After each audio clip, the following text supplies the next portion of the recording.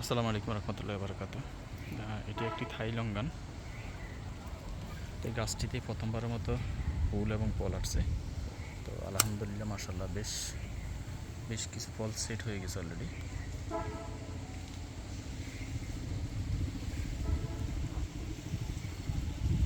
প্রত্যেকটা ঢালেই মাশাআল্লাহ অনেকগুলো ফুল ফুল আসছে।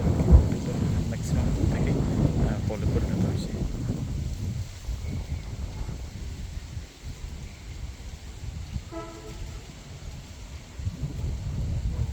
তো আশা করি ইনশাআল্লাহ এই গাছটাতে এবার বেশ কিছু ফল আসবে।